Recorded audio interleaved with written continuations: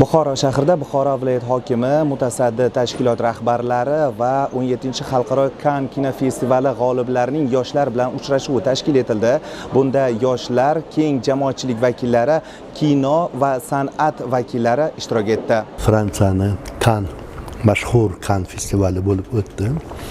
Mana o'shanda 600 ta kino namoyish etilgan. Shundan 18 tasi o'rin oldi. Va ikkita kino, O'zbekistonning kinosi Grand Prixni oldi. Qarangki, o'sha ikkala sovrindon buxorolik ikkalayan yoshlar. Mana shu muhtaram prezidentimiz umid qilib, yoshlarimizga umid qilib yo'llanma beryaptilar. Mana shu yoshlar uni oqlayapti. Jamoatchilik vakillari qatorida mazkur film namoyishini kuzatgan jurnalist Maqsuda Jumayeva ushbu filmdan katta ma'naviy ozuqa va motivatsiya olganini aytadi. Bu yerda Yusuf ismli bola Down sindromi bo'lsa-da, uning musiqaga bo'lgan muhabbati cheksiz va shu bilan u bemalol o'sha boshqa sog'lom bolalardek fikrlaydi. Dunyoga o'zgacha bir nazar bilan qaraydi va bu filmni ko'rgan inson yanada bir qalbida shukronalik tuyg'ulari jo'shaveradi. Demak, u nogiron bo'lsa-da, uning katta yuragi bor. Dunyoga o'zgacha mehr muhabbat bilan boqadi.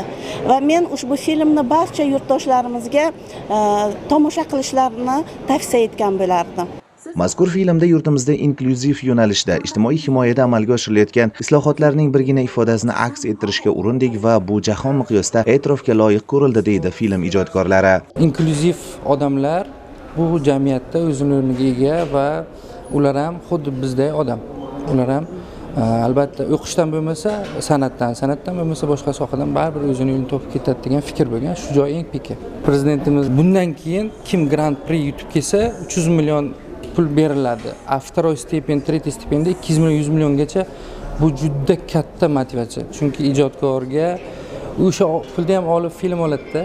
Shunaqa juda katta motivatsiya. Buxorolik yoshlarning kino yo'nalishidagi bu yutuqlari sohada yanada katta imkoniyatlar yaratilishiga turtki bo'ldi. Bu esa o'z navbatida yangicha ijod, yangi muvaffaqiyatlarga qanot bo'lishi shubhasiz.